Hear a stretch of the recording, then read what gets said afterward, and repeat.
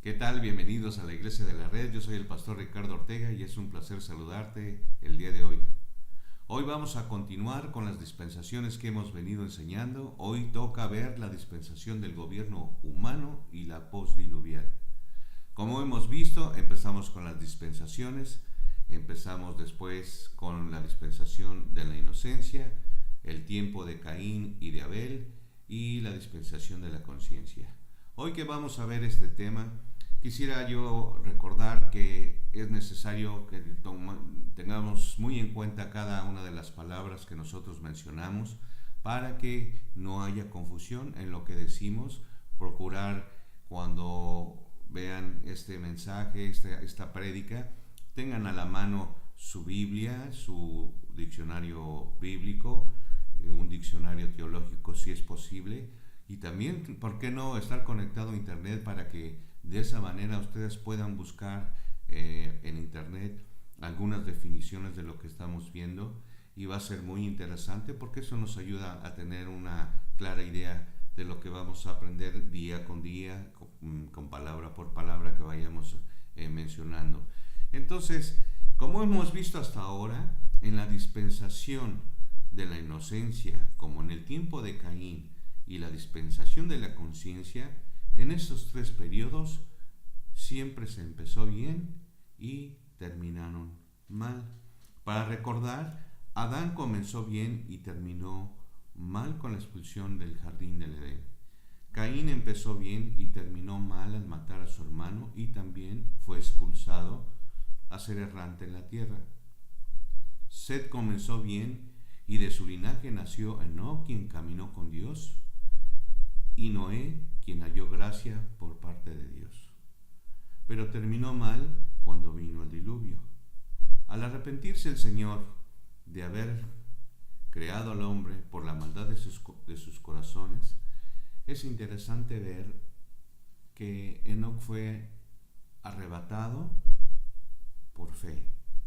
Y en este tiempo que nosotros somos salvos por fe. Hoy esperamos este arrebatamiento, así como también Noé fue salvo de la destrucción que había anunciado el Señor, como la que se espera que venga después del arrebatamiento en el tiempo de la tribulación. Es decir, que ahora que nosotros estamos viviendo en este tiempo y que el Señor viene por su iglesia, una vez que venga por su iglesia va a venir el tiempo de la tribulación. Y se está anunciando el Evangelio, se está anunciando las buenas nuevas, porque todavía estamos a tiempo de ser salvos, de ir y pasar este tiempo de tribulación, donde va a haber muerte, miedo, temor, angustia, y va a ser perseguida toda persona que crea en Dios y crea en el Señor Jesucristo. Muy bien. Bueno, entonces para empezar vamos a ver entonces ¿qué quiere decir o qué dice el diccionario bíblico y el diccionario teológico acerca de la palabra gobierno?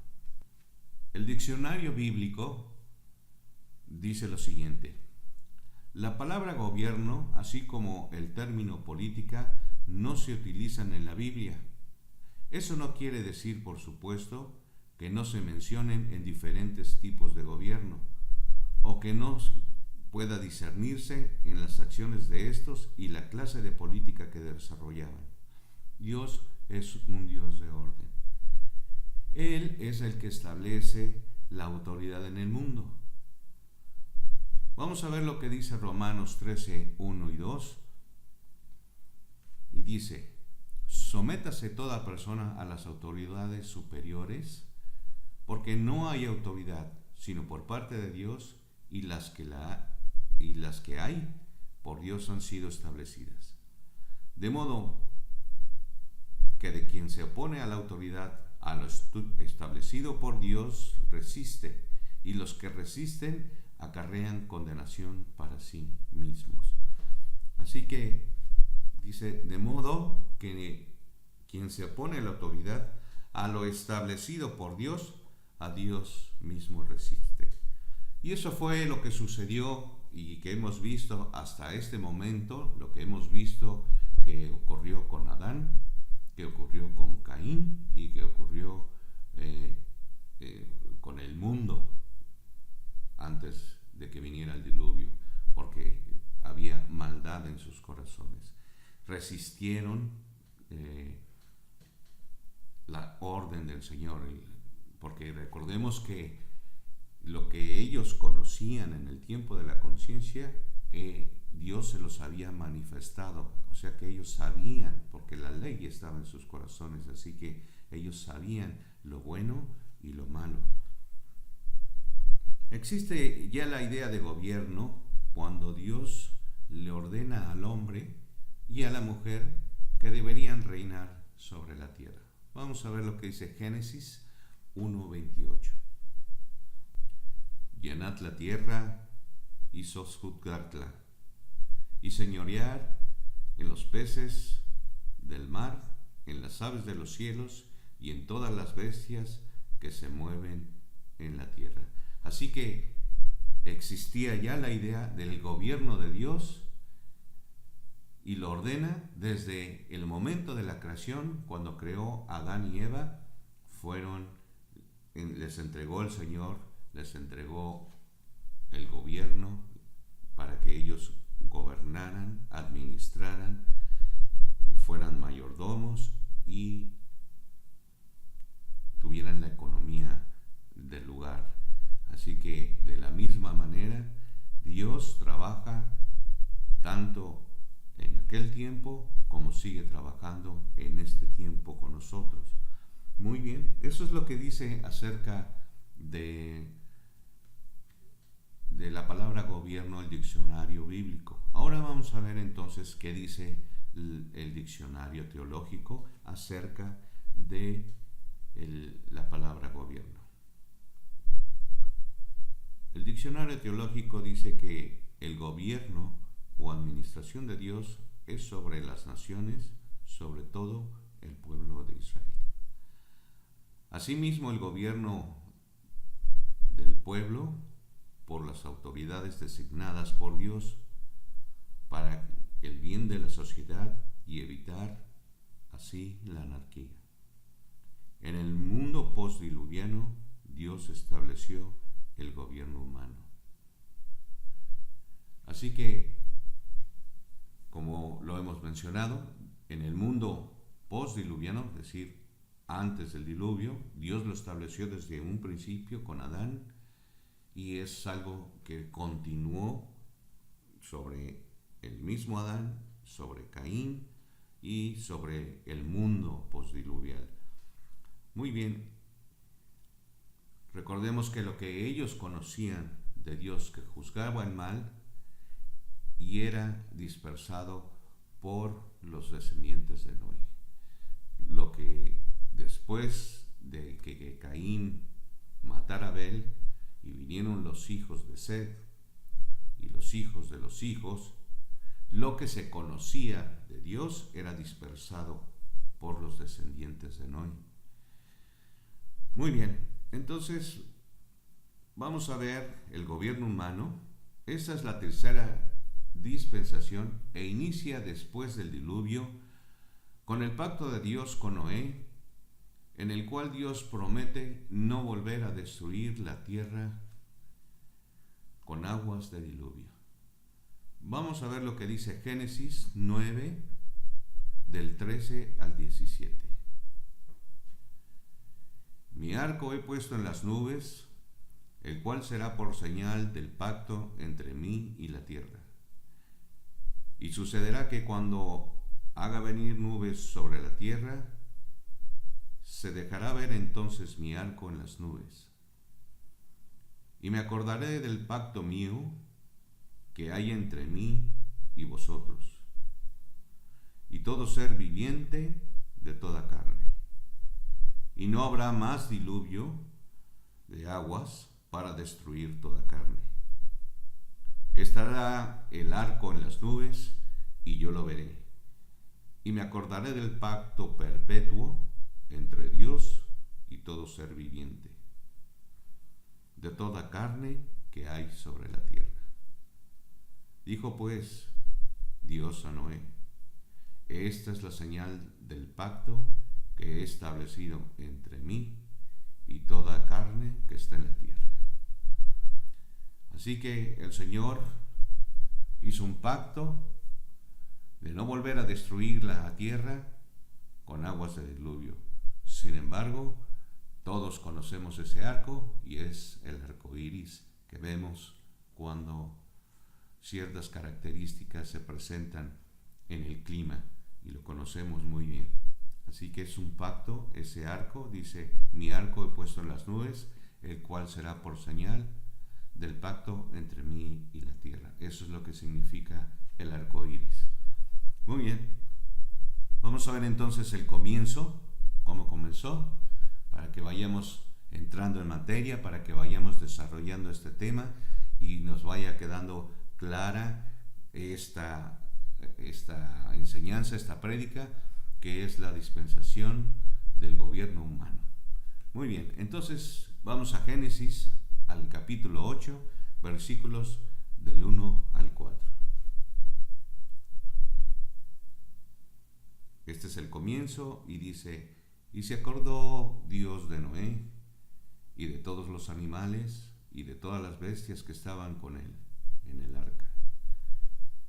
E hizo pasar Dios un viento sobre la tierra y disminuyeron las aguas. Y se cerraron las fuentes del abismo y las cataratas de los cielos, y la lluvia de los cielos fue detenida. Y las aguas decrecían gradualmente de sobre la tierra, y se retiraron las aguas al cabo de 150 días. Y reposó el arca en el mes séptimo, a los 17 días del mes, sobre los montes de Ararat.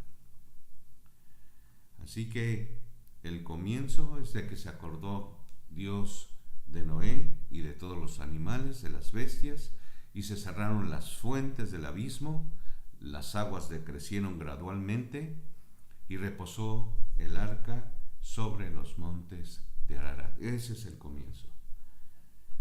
Muy bien, continuamos con ahí mismo en el capítulo 8, nada más que en los versículos 15 al 19, donde el Señor le habla a Noé y entonces le dice, entonces habló Dios a Noé diciendo, sal del arca tú y tu mujer y tus hijos y las mujeres de tus hijos contigo, todos los animales y todo reptil y toda ave, todo lo que se mueve sobre la tierra según sus especies, salieron del arca. Este es el momento en que después de haber reposado en el monte, de los montes de Ararat, el Señor habló con Noé y le dijo, sal del arca, él y su familia y todos los animales que estaban de cada especie. Muy bien, esta es la primera parte. Estamos viendo cómo empezó. Ahora vamos a ver lo establecido por Dios en cuanto al gobierno humano. Vamos a ver lo que dice Génesis en el capítulo 9, en versículos del 1 al 4. Dice Génesis 9 del 1 al 4. Bendijo Dios a Noé y a sus hijos y les dijo, fructificaos y multiplicaos y llenad la tierra. El temor y el miedo de vosotros estarán sobre todo animal de la tierra y sobre toda ave de los cielos, en todo lo que se mueva sobre la tierra y en todos los peces del mar. En vuestra mano son entregados. Todo lo que se mueve y vive os será para mantenimiento, así como las legumbres y plantas verdes, os lo he dado todo. Pero carne con su vida, que es su sangre, no comeréis. Así que dice en el versículo 1, bendijo Dios a Noé, a sus hijos, a Noé y a sus hijos. Y esto es muy importante que lo retengamos, que si lo estás viendo en tu Biblia, lo marques en este momento, porque vamos a regresar a a esto que es importantísimo. Bendijo Dios a Noé y a sus hijos. En este momento, Dios le estaba dando a Noé la administración, el gobierno de la casa, la economía y la mayordomía. Al decirles, fructificaos y multiplicad y llenad la tierra. Ya le estaba entregando el trabajo que tenía que hacer a Noé en este momento. Entonces ya vimos cómo comenzó, y en cuanto a la administración, porque en este momento recordemos que la palabra oikonomía significa dispensación. Así que la dispensación es el gobierno, es la administración, es la mayordomía, es la economía. Muy bien. Ahora vamos a ver entonces qué sucedió después. Después del inicio, el gobierno, viene el pecado. Vamos a ver lo que dice Génesis 9, del 18 al 21. Y los hijos de Noé que salieron del arca fueron Sem, Cam y Jafet. Y Cam es el padre de Canaán. Aquí voy a detenerme tantito. En este versículo, quisiera que también, si lo estás viendo en tu Biblia, que también lo subrayes. Hace ratito dije que subrayaran que bendijo Dios a Noé y a sus hijos. Y ahorita en este momento, si lo estás haciendo en tu Biblia, puedes marcar el versículo 9, en el capítulo 9, en el versículo 18, esto que dice, y Cam es el padre de Canaán. Porque también vamos a regresar a ver por qué en este capítulo en particular hace Dios referencia de Cam, que es el padre de Canaán. Porque habla de Sem, de Cam y de Jafet, pero no hace mención en referencia a ninguno de sus hijos, sino exclusivamente a Cam, que es el padre de Canaán. Y eso tiene que ver con el pecado del que estamos viendo, de lo que vamos a seguir hablando. Entonces repito, y los hijos de Noé que salieron del arca fueron Sem, Cam y Jafet, y Cam es el padre de Canaán. Estos tres son los hijos de Noé, y de ellos fue llena toda la tierra. Después comenzó Noé a labrar la tierra y plantó una viña, y bebió del vino y se embriagó, y estaba descubierto en medio de su tienda. Y Cam, padre de Canaán, vio la desnudez de su padre, y lo dijo a sus dos hermanos que estaban afuera. Entonces Sem y Jafet tomaron la ropa y la pusieron sobre sus propios hombros, y andando hacia atrás cubrieron la desnudez de su padre, teniendo vueltos sus rostros, y así no vieron la desnudez de su padre. Y despertó Noé de su embriaguez, y supo lo que le había hecho su hijo más joven. Y dijo, maldito sea Canaán, siervo de siervos será a sus hermanos.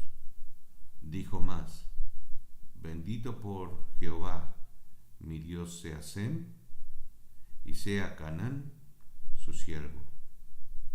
Engrandezca Dios a Jafet, y habite en las tiendas de Sem, y sea Canaán su siervo. Así que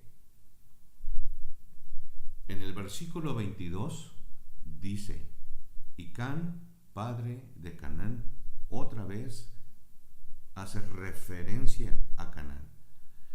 Y Cam, padre de Canaán, que Cam es el hijo de Noé, vio la desnudez de su padre. Ese es el pecado que hizo Cam. Ahora, ¿por qué mencioné yo acerca de subrayar Cam y Cam, padre de Canaán? Porque en el versículo 25 dice lo siguiente, y dijo Bueno, voy a leer el 24. Y despertó Noé de su embriaguez y supo lo que le había hecho su hijo más joven, o sea, Cam. Y dijo, maldito sea Canaán. ¿Por qué no maldijo Noé a su hijo? Porque primeramente, cuando hablamos en Génesis, en el capítulo 9, en el versículo 1, dice lo siguiente: bendijo Dios a Noé y a sus hijos. Noé no podía maldecir a sus hijos porque Dios había bendecido a sus hijos. Entonces él no podía maldecir lo que Dios bendijo. Por eso, cuando mencioné de que subrayáramos ese versículo, Cam es el padre de Canaán. Sobre él vino una maldición. Dijo en el versículo 25, maldito sea Canaán.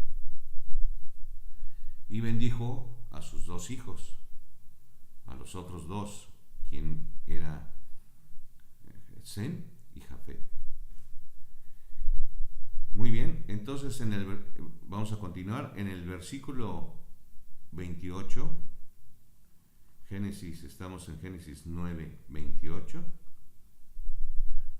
Y vivió Noé después del diluvio 350 años, y fueron todos los días de Noé 950 años y murió. Noé vivió 950 años y Adán vivió 930 años. Muy bien. Ahora, estaba yo comentando de que Noé no podía maldecir a su hijo porque Dios lo había bendecido. Sin embargo, maldijo a su hijo.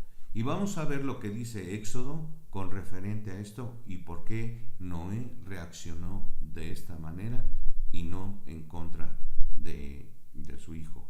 Aparte de que Dios había bendecido a él y a sus hijos, hay también una razón que está aquí en la Biblia y lo dice Éxodo 34:7, y dice lo siguiente: que guarda misericordia a millares, que perdona la iniquidad, la rebelión y el pecado, y que de ningún modo tendrá por inocente al malvado, que visita la iniquidad de los padres sobre los hijos y sobre los hijos de los hijos hasta la tercera y cuarta generación. Dios visita la maldad de los padres, no sobre de él, sino sobre los hijos, de los hijos hasta la tercera y cuarta generación. Por eso Noé reaccionó de esa manera al maldecir al hijo que era Canaán. Muy bien, entonces ya vimos que también hubo un pecado y también una maldición. Muy bien, ahora vamos a conocer entonces a un hombre que lleva por nombre Nimrod. Vamos a ver lo que dice Génesis 10, versículos 6 y 10. Los hijos de Cam, Cus, Misraim, Fud y Canaán, y los hijos de Cus, Seba, Ávila, Septa, Rama y Sabteca, y los hijos de Rama, Seba y Deán. Y Cus engendró a Nimrod, quien llegó a ser el primer poderoso en la tierra. Este fue vigoroso cazador delante de Jehová, por lo cual se dice así como Nimrod, vigoroso cazador delante de Jehová. Y fue el comienzo de su reino Babel, Erec, Accad y Calné en la tierra de Sinar. Muy bien. Así que vamos a ver Génesis 10:6, que acabamos de leer, dice: los hijos de Can es Cus, Misraim, Fud y Canaán. Y de Cus engendró a Nimrod. Y este fue vigoroso cazador delante de Jehová y poderoso. Y fue quien comenzó su reino, Babel. Comenzó en Erech, Acab y Calné, en la tierra de Sinar. Empezó a construir ciudades. La Biblia solamente hace 4 referencias de Nimrod, que los acabamos de leer, 2 de ellos, que están en Génesis 10:8 y Génesis 10:9. Y también lo dice Primera de Crónicas, en el capítulo 1, en el versículo 10, y dice lo siguiente: Cus engendró a Nimrod, este llegó a ser poderoso en la tierra. Esa sería la tercera mención. Y Miqueas 5, en el versículo 6, y desbatarán la tierra de Asiria a espada, y con sus espadas la tierra de Nimrod. Y nos librará del asirio cuando viniere contra nuestra tierra, y hollaré nuestros confines. Sin embargo, ya vimos que solamente 4 versículos se mencionan de Nimrod, aunque la palabra Babilonia se menciona más veces, y después lo vamos a ver.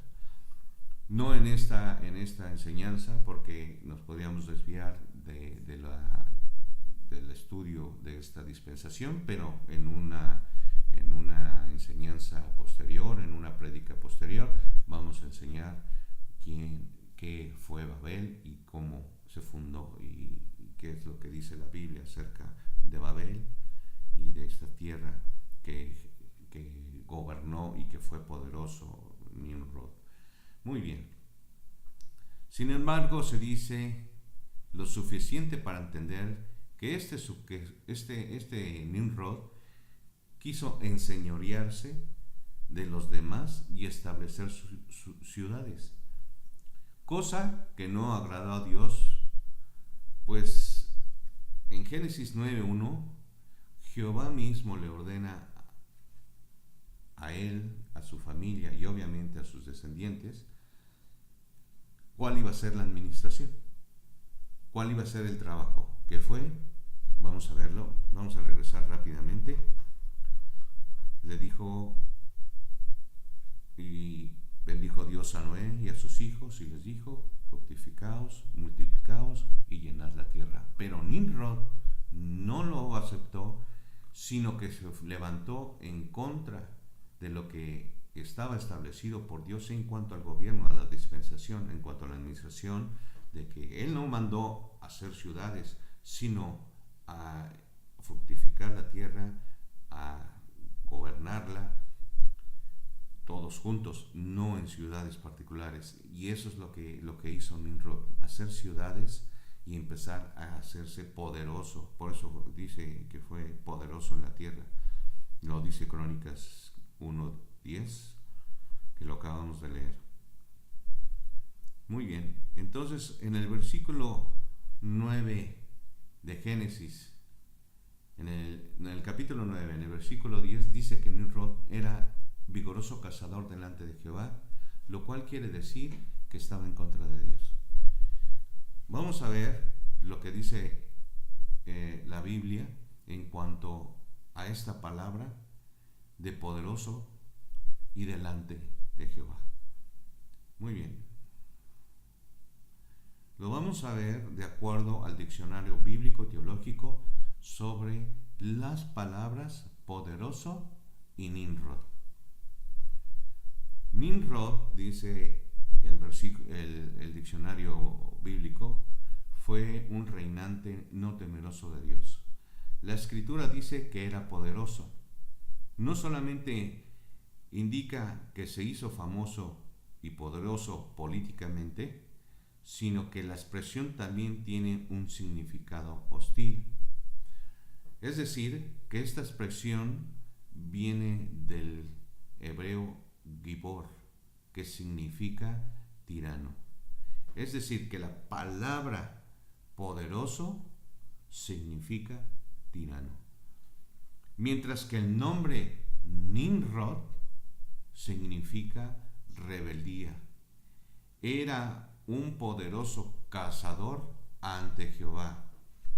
La palabra ante, en este caso, también denota un significado hostil. En otras palabras, Nimrod se estableció ante Jehová, la palabra ante, como traducción de la palabra hebreo que significa contra Jehová. O sea que Nimrod se estableció contra Jehová. Y quiere decir, su nombre significa que es tirano. O sea que era un cazador tirano en contra de Jehová, en contra de Dios. Una vez establecida su tiranía, cuya capital era Babilonia, Nimrod decide edificar una torre, la famosísima Torre de Babel. Este es Nimrod, quien era vigoroso cazador. Si nos damos cuenta, si nosotros lo volvemos a leer realmente, ¿quién es Nimrod? Pareciera como que fuese un elogio, porque dice, este fue vigoroso cazador delante de Jehová, por lo cual se dice así como Nimrod, vigoroso cazador delante de Jehová.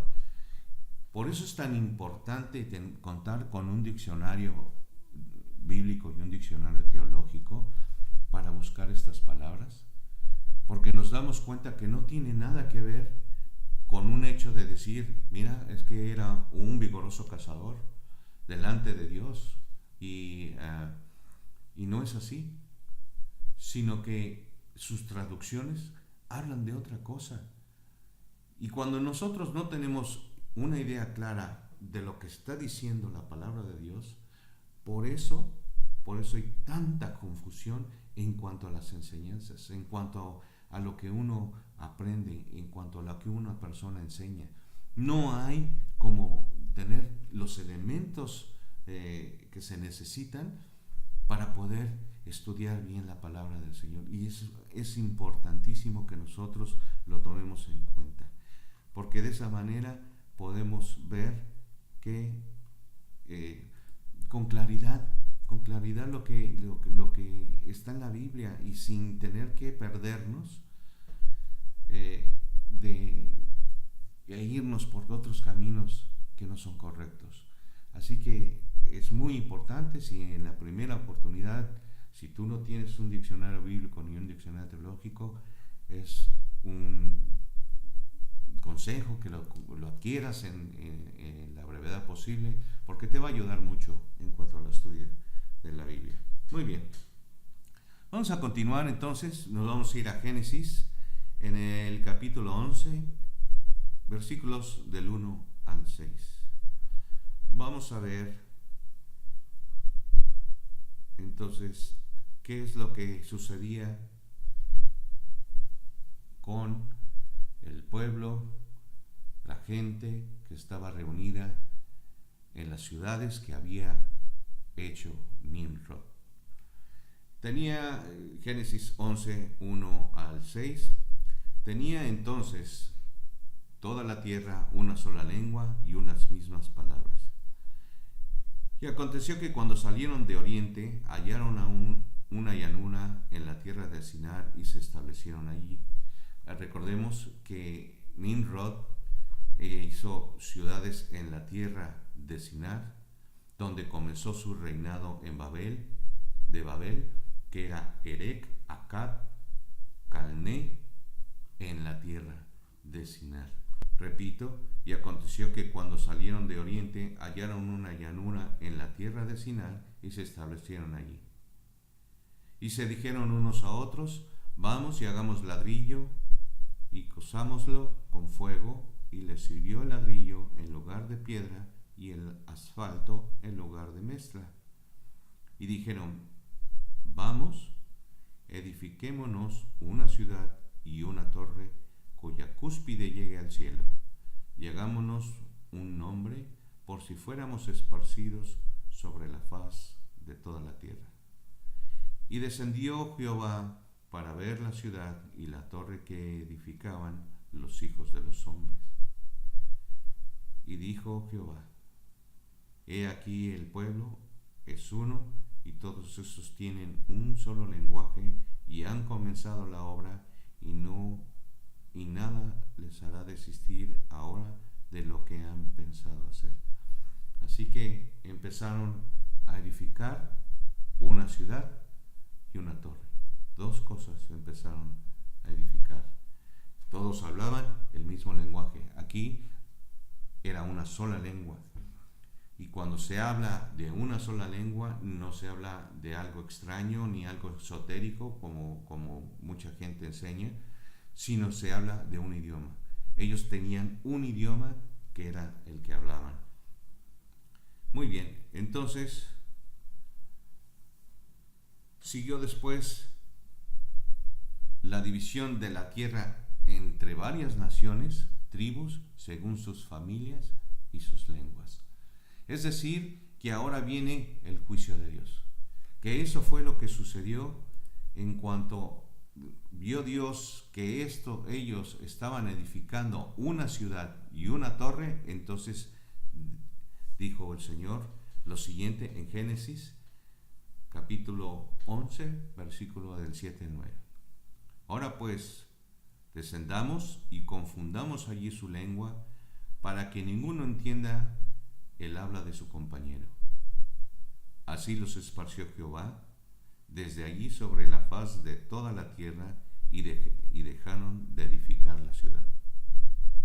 Por esto fue llamado el nombre de ella Babel, porque allí confundió Jehová el lenguaje de toda la tierra, y desde allí los esparció sobre toda la tierra. Así que, ¿dónde se encuentra Babel o Babilonia? Se encuentra en la tierra de Sinar. Eso es muy interesante.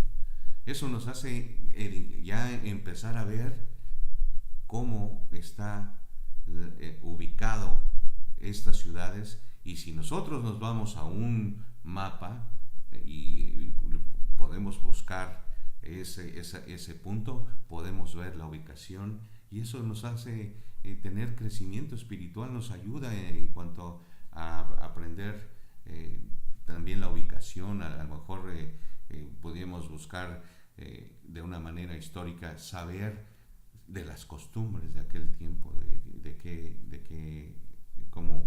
cómo se manejaban. Sin embargo, la Biblia nos da una clara idea realmente de cómo eran las personas de aquel tiempo. Muy bien. Así que podemos ver cómo comenzó bien Dios bendiciendo a Noé y a sus hijos, una dispensación, un trabajo que realizar, un pecado, una maldición y el juicio de Dios. El pecado, recordemos que fue que Cam miró la desnudez de su padre, y eso tiene que ver con un abuso sexual. Después vamos a enseñar el pecado de Cam, pero más adelante lo vamos a ver. Ahorita no nos podemos desviar de esto, pero recordemos entonces que salieron del arca y el Señor los bendijo y les dio la dispensación del trabajo que tenían que realizar. El pecado del hijo menor, que era Cam, y vino una maldición sobre Canaán, su hijo, y después vino Nimrod, quien fue vigoroso cazador y fue un tirano rebelde en contra de Dios, y entonces Dios confundió las lenguas de ellos, bajó y los dispersó por todos lados, fueron esparcidos sobre la faz de la tierra, separados unos de otros. Este era un tiempo de ignorancia, y dice la palabra que Dios lo pasó por alto.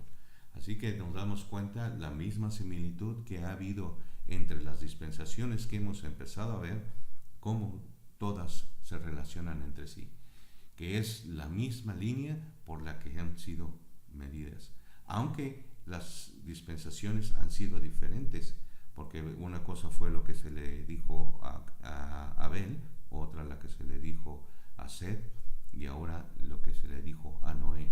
Entonces son cosas muy diferentes, pero la administración o economía sigue siendo la misma: administrar, gobernar la economía y el ser mayordomo.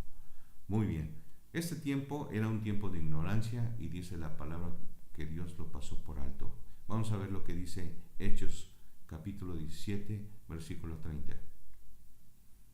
Pero Dios, habiendo pasado por alto los tiempos de esta ignorancia, ahora manda a todos los hombres en todo lugar que se arrepientan. Así como están separados los que no tienen a Cristo en su corazón, así estaban separados ellos. Ellos no tenían relación con Dios, porque recordemos que lo que se conocía de Dios, ellos lo recibían por parte de los hijos de Noé, lo que se conocía por Dios, pero no tenían excusa porque tenían la ley escrita en sus corazones y daban testimonio sus conciencias. Sin embargo, ellos estaban separados de Dios, así como los que están hoy sin Cristo. Vamos a ver entonces, mi querido amigo y oyente, hermano en Cristo, hermano de la iglesia, que la palabra del Señor nos exhorta a nosotros a predicar el Evangelio. Y el Evangelio se encuentra en 1 Corintios capítulo 15, del 1 al 4. Para ti que estás viendo posiblemente por primera vez esta prédica y no has recibido al Señor como Señor y Salvador de tu vida, Hebreos 9:27 dice lo siguiente: y de la manera que está establecido para los hombres que mueran una sola vez, y después de esto el juicio. Va a venir un juicio para cada uno de nosotros. Un día tendremos que presentarnos delante de la presencia del Señor y dar cuenta de nuestros actos. Y será algo que no podremos evitar, porque dice que está establecido para los hombres que mueran una sola vez y después de esto el juicio. Así que el Señor dice en Hechos 3:19: así que arrepentíos y convertíos para que sean borrados vuestros pecados, para que vengan de la presencia del Señor tiempos de refrigerio. Hoy es un tiempo para arrepentirnos, para convertirnos y para que sean borrados nuestros pecados. Cuando nosotros venimos a Cristo, nosotros volvemos a nacer, tenemos un nuevo nacimiento, somos hechos nuevas criaturas, de acuerdo a lo que enseña la Biblia. Así que te invito para que tú te arrepientas y te conviertas y tengas un nuevo nacimiento. Que cambies tu manera de pensar. Hoy es el momento de cambiar de manera de pensar, de cambiar de rumbo, de mirar las cosas de Dios de manera diferente. Porque te voy a decir una cosa, amigo, que tú me escuchas. Si yo me equivoco y esto no es así, yo no pierdo nada. Pero si tú mueres y resulta ser como yo te estoy comentando y como el Señor dice en su palabra, entonces sí va a ser peligroso para ti. Porque hay un lago que arde con fuego y azufre, que es la muerte segunda, y está destinado para todos los incrédulos. Así que hoy es un tiempo de cambiar de manera de pensar. Hoy es un tiempo de dar la media vuelta y de buscar tener una relación y tener una comunión con Dios y buscar la manera de agradar a Dios. Porque de la presencia del Señor vendrán tiempos de refrigerio. Así que arrepentíos y convertíos para que sean borrados vuestros pecados, para que vengan de la presencia del Señor tiempos de refrigerio. Pero para que vengan estos tiempos de refrigerio, necesitas creer en el Evangelio. Y como mencioné, el Evangelio está en 1 Corintios, capítulo 15, del 1 al 4, y dice lo siguiente: además, os declaro, hermanos, el Evangelio que os he predicado, el cual también recibisteis, en el cual también perseveráis. Por lo cual, asimismo, si retenéis la palabra que os he predicado, sois salvos, si no creísteis en vano. Porque primeramente os he enseñado lo que sí mismo recibí, que Cristo murió por nuestros pecados conforme a las Escrituras, y que fue sepultado y resucitó al tercer día conforme a las Escrituras. Cristo murió por nosotros, murió por ti, murió por mí, murió por todo el mundo. Él no quiere que nada se pierda, sino que todos procedan al arrepentimiento. Él dice en su palabra que todos los que le recibieron, les dio la potestad de ser hechos hijos de Dios. Y tú puedes ser hoy un hijo de Dios, una nueva criatura, tener un nuevo nacimiento, si, como mencioné, si te arrepientes y te conviertes. Ven a la presencia del Señor.